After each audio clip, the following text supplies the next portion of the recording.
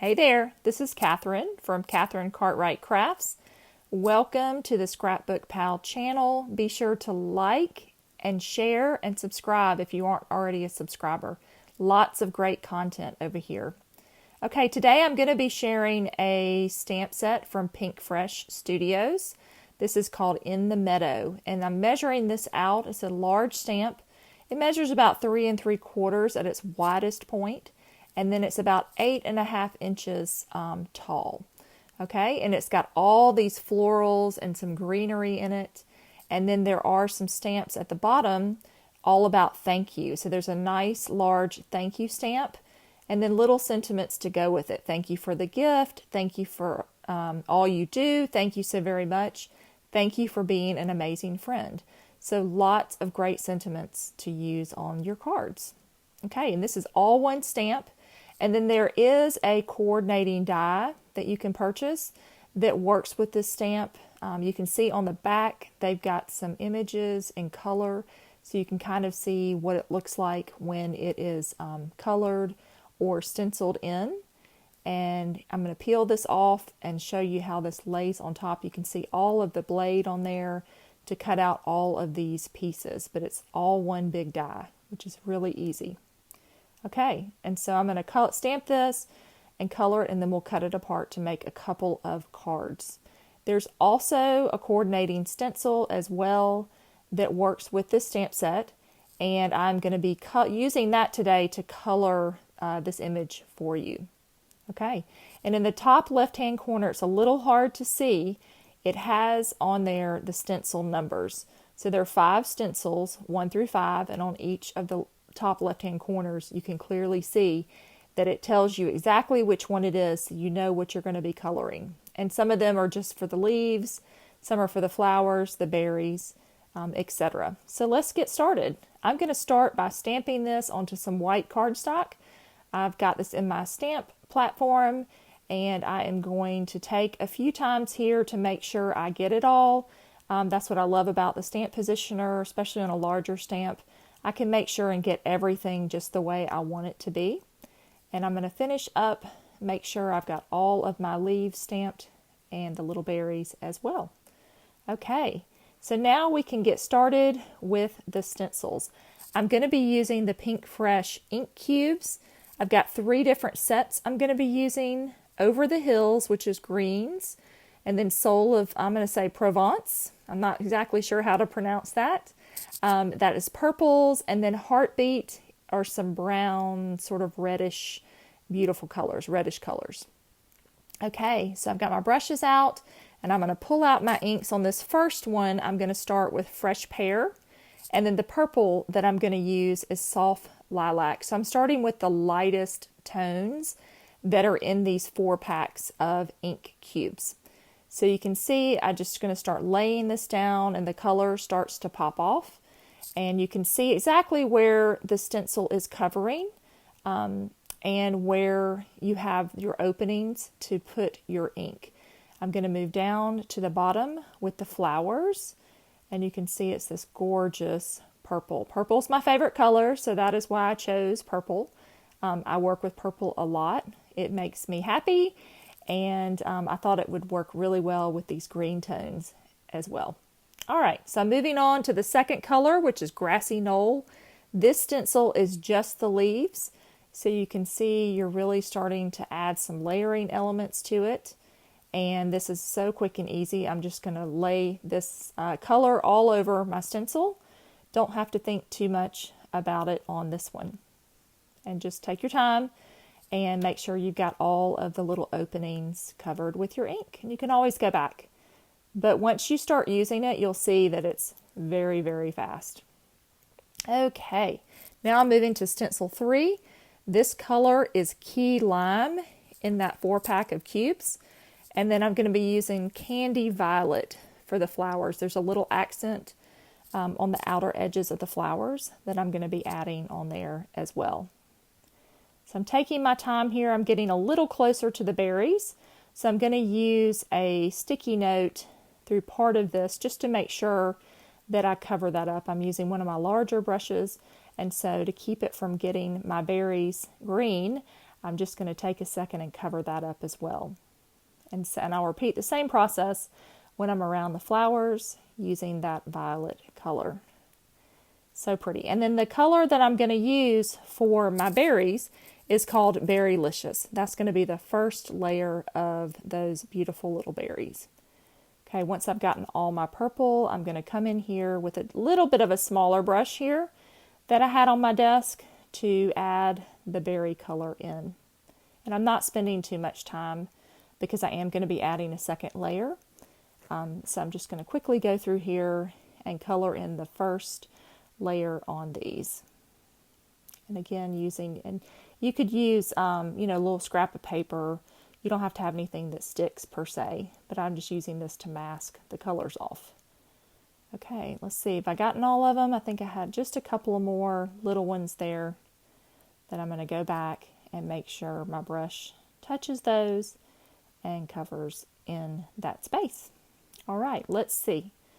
Okay, we can see the berries are starting to come to life. Now on this next stencil, I'm going to be using Candy Apple, which is the darkest color in that grouping, to finish this. And you'll see this one went very fast because it was just those berries. But it's amazing how much depth and dimension it adds in using those two layers of colors and the way that they're positioned on the stencil.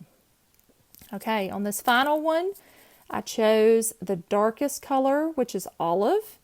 And then I'm just going to take a second here. You can see it start to really pop off the page, so to speak. And I'm going to make sure that I'm filling in all of these little spots. Using my brush, you can see the darkness start to come out, which is exactly what I want to happen. And you can always go back and fix anything. Like I say, these stencils are very easy to layer together. They've thought of everything. Okay, look at that. So beautiful. All right, so now I'm back with this die. I'm going to position it exactly where I want it to be. And to keep it in that spot, I'm going to add a little bit of sticky tape here to hold it into place. And then I'll run this through my machine.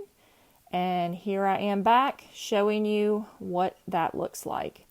So you get all of these beautiful pieces to create cards with. And they come out so easily. Got these little individual flowers and leaves, just so pretty. All right, okay, and now we can start putting some cards together. I'm just going to pop out a few of those little teeny tiny little pieces, and then we're ready to assemble these together.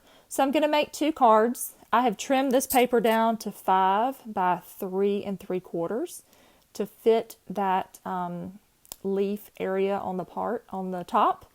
The kind of hanging leaves section, I wanted that to go at the top. And then I will add some more elements to this as well. But you could make a lot of cards with these. You could use, I use these on 2 cards, but you could easily split these up between more cards. So if you did one panel, you color it or stencil it and then die cut it, you could make a lot of cards with these.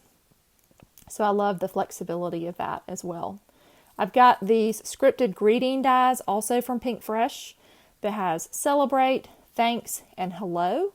And they are layered greetings. So you've got the top and the shadow.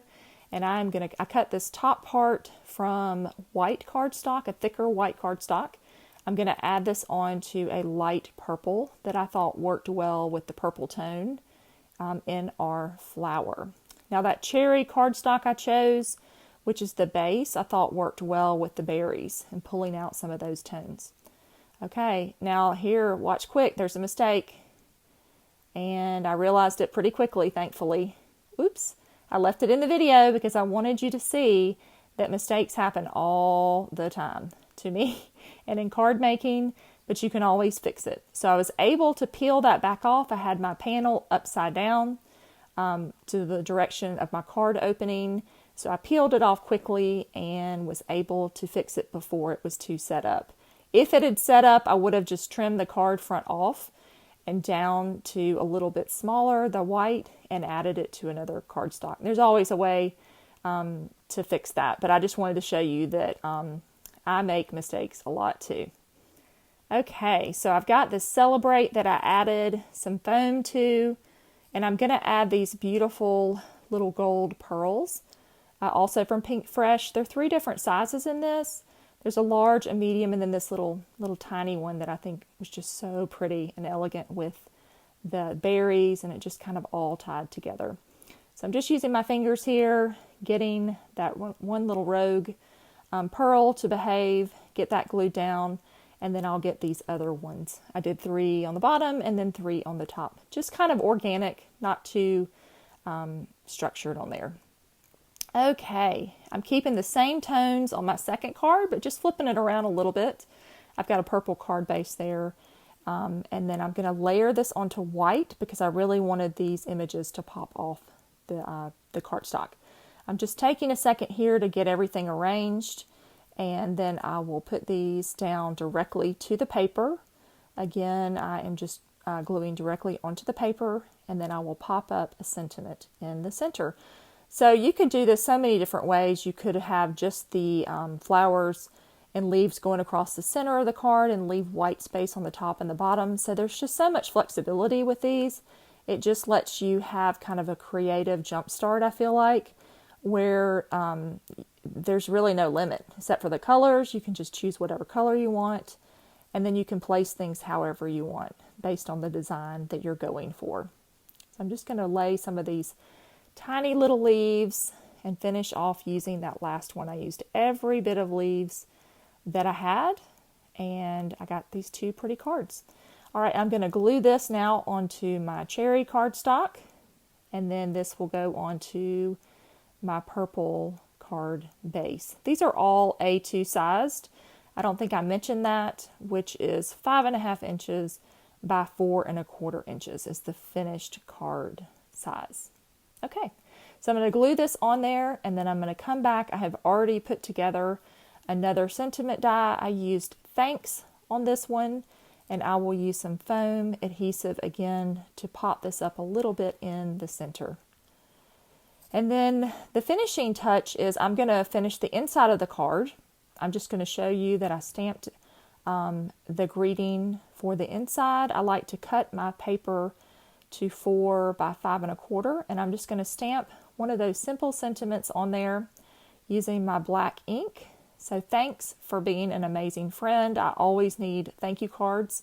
You can never have enough. So this is a great way to use this stamp with this set.